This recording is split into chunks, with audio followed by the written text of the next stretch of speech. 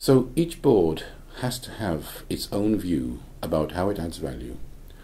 And the difficulty in that is when we conducted the survey in Britain, we took all directors in Britain. Do you know that 85% of them did not know or could not tell you what is the competitive advantage of the firm on whose board they sit? So one of the key issues for board members is to understand competitive advantage.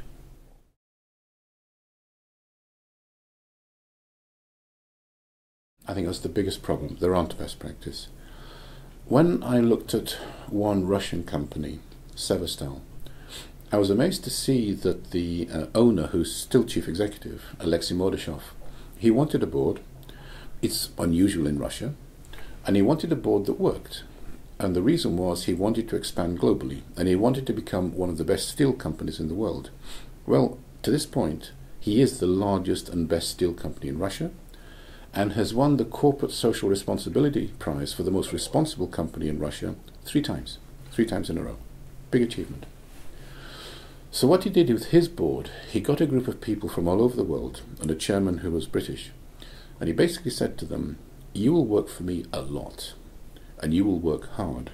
So he got them to sign contracts that basically they could not have more than 1 or 2 other board directorships because they had to devote their time to Severstal. Then together he created portfolios. What is the portfolio of skills we need on this board and tasks? And he got them to exercise them.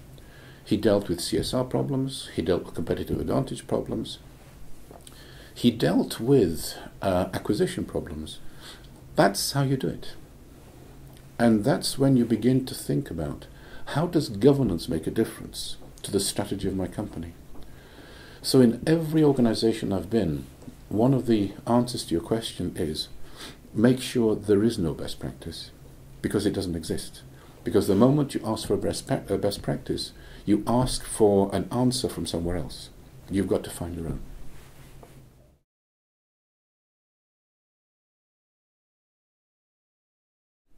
The guardian of the enterprise is the chairman.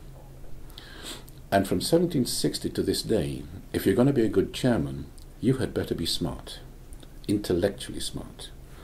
Your EQ doesn't matter so much, but your IQ, your ability to understand why this investment is taking place the way it is, why we have restructured the company, why we have placed these assets in a different way to the way we've done it before. In other words, the person that can come up with a compelling argument, that's the chairman. So number 1, it's IQ.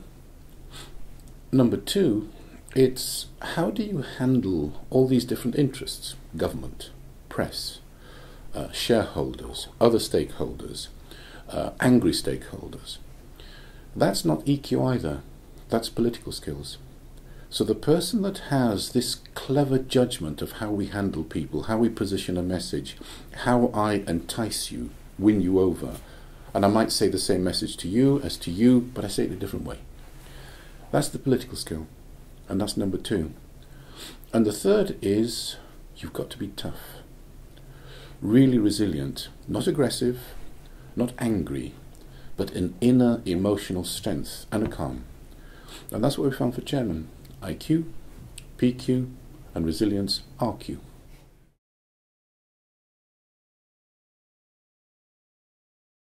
What you have in Finland is a much smaller country, a much smaller clique or network of elites, and they know each other. So whatever may happen in the boardroom, a lot of the discussions also take place outside the boardroom. And you're very conscious of that network. Now that has a good point and it has a bad point. The good point is you're very conscious of how the network guides you, and that is distinctly important. The bad point is it's very difficult to raise the uncomfortable issue. So here the governance, whatever it is formally, network behind the scenes is one of the key drivers.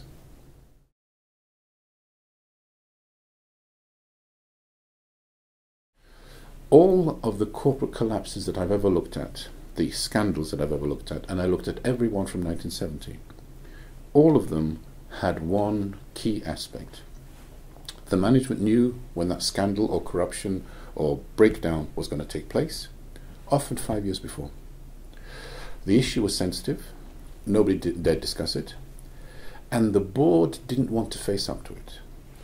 Where you had a board that dealt with those issues, they were very used to networking. They were very used to talking, to facilitating. So the good side to networking is you can, in a sense, bypass certain problems. You may not be able to confront them, but you can deal with them much earlier. So you can just go round them. That's the advantage of networking. If that doesn't work, then unfortunately you have an even bigger problem, because then nobody dares say what the key issue is. So networking is good and it's bad, but on balance it is better than not having it.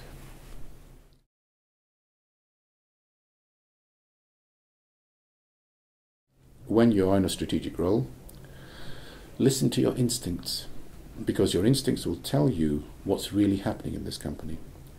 And if you listen to your instincts, then do you have the courage to speak up?